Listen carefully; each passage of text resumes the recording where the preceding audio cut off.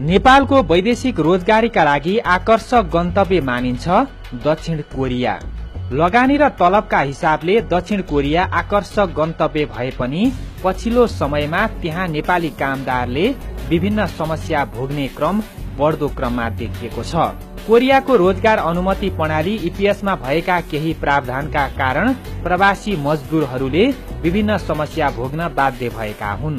कोरियामा लामो समयदेखि प्रवासी मजदुरको हकहितका लागि काम गर्दै आएका प्रवासी मजदुर संगठनका अध्यक्ष उदय राईले अहिले कोरियामा नेपालीको बढ्दो आत्महत्या, सम्झौता अनुसार तलब नपाउने समस्या धेरै देखिएको बताउनुभयो। उहाँले यसको साथसाथै मजदुरहरू न्यूनतम हक अधिकारबाट समेत वञ्चित हुनु परेको जानकारी दिनुभयो। अहिले नेपालीहरूको मात्रै संख्या हेर्ने हो भने लगभग 40,000 नेपाली मजदुरहरू कोरियामा कार्यरत छन् र अरू सम्पूर्ण देशको गरेर लगभग 10 लाख प्रवासी मजदुरहरू कोरियामा कार्यरत छन् र उनीहरूको अवस्था अहिले हामीले आम्दानीको हिसाबमा हेर्ने हो भने सम्बन्धित देशबाट सम्बन्धित देशको उनीहरूको आम्दानी र कोरियाको आम्दानीसँग तुलना गर्ने हो भने केही मात्रामा बेसी छ र त्यो राम्रो छ। तर हक अधिकारको हिसाबमा हेर्ने हो भने उनीहरू मजदुर हुन् र मजदुरलाई कोरियन सरकारले प्रवासी मजदुरलाई कति हक अधिकार दिएको छ भन्ने विषयमा हामीले हेर्ने हो भने कोरियामा प्रवासी मजदुरको स्थिति ज्यादै नाजुक छ।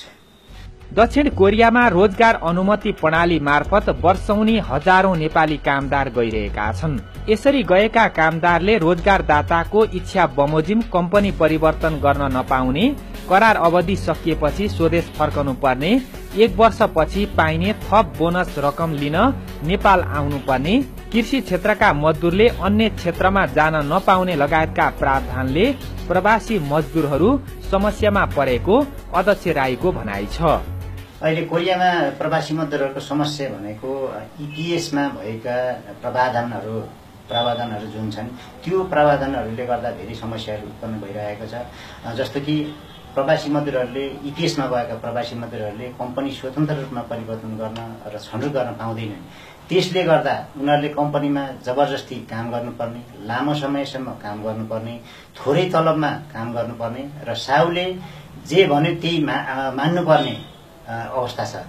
त्यो कारणले गर्दा उनीहरूलाई मानसिक तनाव, शारीरिक रूपमा अशक्त भए पनि उनीहरूले काम गर्नुपर्ने अवस्थाहरू अहिले आइपरेको छ।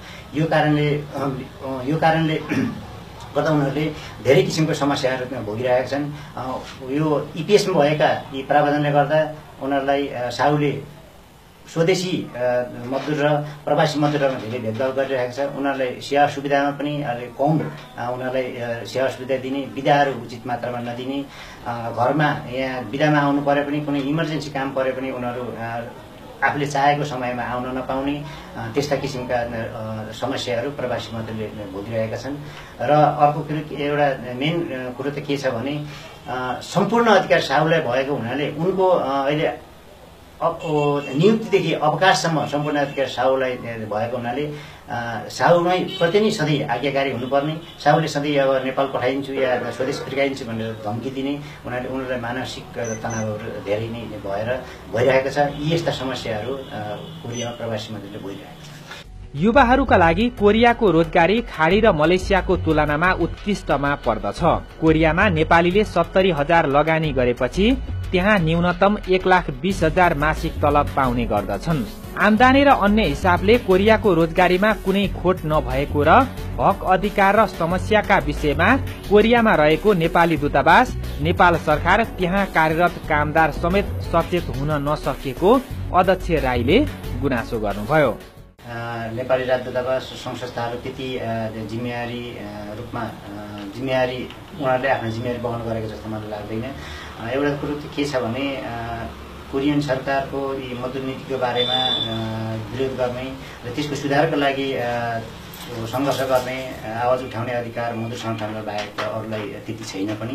र राजदूतावास भनेको देशको सरकारको प्रतिनिधित्व गर्ने हो र उनीहरूले त्यति प्रवासी मजदुरको आफ्नो देशको मजदुरको हक अधिकारको बारेमा त्यति आवाज उठाए जस्तो मलाई त्यति लाग्दैन र उहाँहरूले एउटा उठाउन सक्ने मागहरू पनि सीमित छन्। त्यसो भएको हुनाले हामी प्रवासी मजदुर स्वयं नै यी यस्ता मागहरू आफ्ना समस्याहरू समाधानको लागि आवाज उठाउनु पर्ने हुन्छ र तैपनि उहाँहरूले ऐक्यबद्धता गर्न सक्नुहुन्छ, विभिन्न संस्थाहरूले ऐक्यबद्धता गर्न सक्नुहुन्छ, राजदूतावासले पनि आफ्नो तर्फबाट यी नराम्रा नीति नियमको सुधारको लागि आवाज उठाउन सक्छ। तैपनि यस्तो किसिमको आवाज उठाउने काम त्यति भएको जस्तो मलाई लाग्दैन। सन् 2007 मा दक्षिण कोरिया र नेपाल सरकार बीच रोजगार अनुमति प्रणाली ईपीएसमा सम्झौता भएपछि देश यता लगातार रूपमा नेपाली कामदार कोरिया गइरहेका छन्। तथ्याङ्क अनुसार कोरियामा अहिलेसम्म ईपीएस मार्फत गएका 35,000 र अन्य माध्यमबाट गएका 5,000 नेपाली गरी करिब 40,000 नेपाली कामदार कोरियामा काम गरिरहेका छन्। नेपाल सरकारले वैदेशिक रोजगारीका लागि 110 देश खुला गरेको छ। त्यसमध्ये कोरिया सबैभन्दा आकर्षक गन्तव्य मानिन्छ।